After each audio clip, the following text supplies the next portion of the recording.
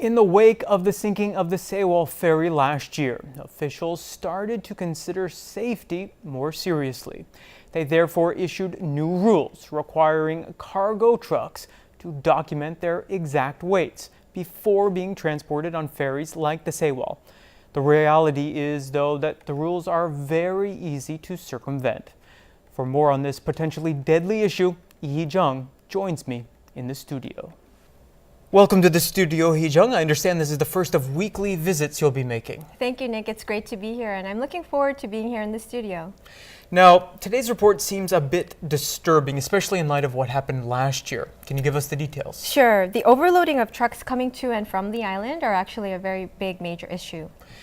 Now, it's a major issue because these overloaded trucks could then be put on potentially overloaded ferries, right? That's correct. After the Sewol incident, every vehicle has been required to present a certificate showing its weight, but some truck drivers have been loading additional cargo after being issued their documents, and we did some investigating. Okay, let's take a look at what you found out. Following the Sewol ferry disaster, every vehicle must present an official weight certificate for authorities before being allowed to embark onto any passenger ferry. But where exactly are these measurements taken?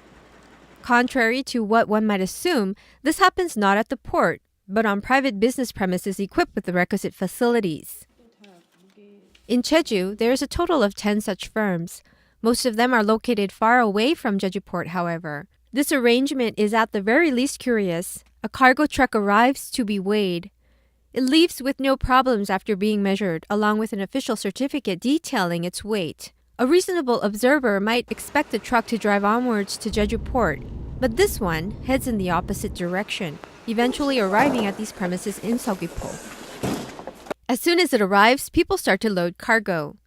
KCTV reporters take a look inside. The only items present are those loaded at this very location. In fact, the truck's weight was measured with the vehicle still empty. The drivers move around the island to load more cargo up until the afternoon when the ships sail back to the mainland. 이 차 한 잔을 다 절대 마시면서 근데 뭐 여기 차 실어 타고 돌아다니는 거 어려운 경우가 있나? 오다 와서 우리 사무실 나오니까 오다 있는 데가 집 실어준 거야. 먹고 닫지. We checked the final weight certificate presented by the truck driver at the port. It says the vehicle's weight is 14.8 tons. This means that the truck is almost empty. A similar tale is commonly found elsewhere. They already measured their truck's weight, but they say that they will load more freight on their way to the port. 차도 12돈, 13돈 나가거든요, 공차가. 중국 수수가 진정이 지금 19돈 400이지만 나 9도에 나가다가 1도 더 12도예요. 그래서 놀라려고 하는 거예요. However, Jeju port shows no interest in the weight of freight trucks passing through. A large number come in and out daily, but the officials just collect the documents without checking how much cargo is actually there. Even though these weight certificates were introduced for safety, reality and documentation are worlds apart. Far from boosting safety, they are worth less than the paper they're written on. Thank you, Hee-jung. It's good to have more insight into what's going on around the island. I'll see you next week. Thank you. Now, in other news, the Roe Deer Observation Center has been temporarily closed due to the spread of foot and mouth disease on the mainland. The Jeju City Municipal Government closed the center on Sunday to protect the wildlife at it from FMD. The shutdown is part of efforts to keep the island free from the disease.